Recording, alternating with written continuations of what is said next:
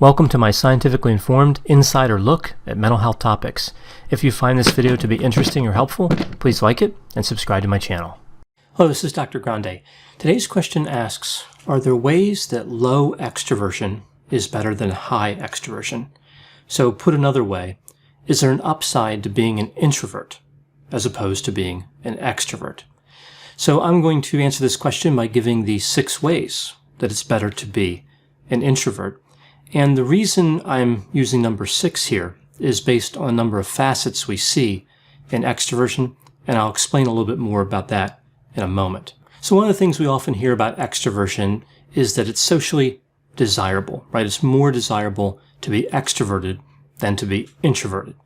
And research supports this concept that all things being equal, high extroversion gives a certain amount of advantage to somebody at a social level. Extroverts are more popular. Often they're well liked by a lot of people. They tend to be promoted in work environments more quickly. There are really a number of good outcomes for extroverts. But just because extroversion is more socially desirable doesn't mean that it's more desirable in every way. So with all these great things we know about extroversion, are there features of introversion that are desirable, including this idea of being socially desirable? Well, to answer this question, first we have to understand a little bit about how extroversion is defined. Extroversion is one of the big 5 personality traits. I remember the traits through the acronym OCEAN: openness to experience, conscientiousness, extroversion, agreeableness, and neuroticism. Now, to understand the upside of being an introvert, you have to consider extroversion in the context of these other big 5 traits. But in addition to this, you have to examine extroversion at the facet level, as well as other traits at the facet level. Now, when we look at extroversion, we see that, again, it has 6 facets, specifically warmth, gregariousness, assertiveness, activity, excitement seeking, and positive emotions. Now, the facets do tend to move together. So if somebody's high on warmth, for example, there's a greater chance they'll be high on gregariousness, but they can still move independently. So for example, somebody could be assertive, but not have a lot of positive emotions. So this gets kind of tricky because somebody can, again, be high in certain facets on extroversion and low in others. And if this is the case, how do we decide when somebody is extroverted or introverted? Is it defined by the average score on all the facets? Are certain facets more important or more strongly tied to the core properties of extroversion than other facets? So in terms of defining whether somebody is extroverted or introverted, usually it is the average of the facets. So if somebody scores at the 50th percentile on 5 of the facets, but below the 50th percentile on the 6th facet, technically they would be a little bit more introverted than average. Another thing to consider with this, are all the facets of extroversion truly socially desirable? We hear this a lot, but is every facet really socially desirable? Is that the truth? Well, not necessarily. As I go through each facet and look at the advantages of a low score, I'm going to point out the facets that don't necessarily have social desirability at a high score. With all this in mind, let's take a look at the advantages of being an introvert. So again, looking at this at the facet level and looking at the ways where low extroversion can be desirable, I'm going to do this by facet. So number 1 here, the first way, is going to line up with warmth, the second way with gregariousness, and so on. So looking at the first way, we're talking about warmth, also referred to as friendliness or kindness. We know this is socially desirable at the higher levels. This is really the trickiest of all the facets in terms of finding the positives of a low score. If somebody has low warmth, regardless of where they score on other facets of extroversion, this is almost always thought of as a disadvantage. It's hard to think of being unfriendly and unkind as positive. However, I think there are certain situations where low warmth could be helpful. For example, if somebody's the bodyguard of a celebrity, bodyguards are often approached by people who want to be their friend because they want access to the celebrity that the bodyguard protects. If the bodyguard was friendly, they might tend to let their guard down and build relationships with those people, even though those people, again, have this agenda. Now, I know this isn't a popular occupation, right, being a bodyguard, but it is one example where being unfriendly and perhaps a little bit unkind could be useful. To be fair, though, at so many levels, society values friendliness and kindness. So moving to the second way that it's good to be an introvert, I'm looking here at the facet of gregariousness. Now this one comes with clear advantages at the low end. Someone who's gregarious is talkative and outgoing. Someone who's low in gregariousness listens more than they talk. They don't have a tendency to initiate interactions, and they don't tend to interrupt in conversations. High gregariousness is generally considered socially desirable, but there are many people who feel that it's not. So again, we see clear advantages, as I mentioned, at the low end for this particular facet. For example, low gregariousness provides a clear advantage in many of the mental health treatment professions. So like counselors, social workers, psychiatrists, psychologists, these individuals need to be better listeners than talkers. And individuals high in this facet struggle sometimes in counseling and related professions. One could argue that being low in gregariousness is also an advantage in other types of work. Like when I think of the type of sales work that involves selling like a high ticket item. So it's not going to be a quick sale. It's something where there's a lot of negotiation.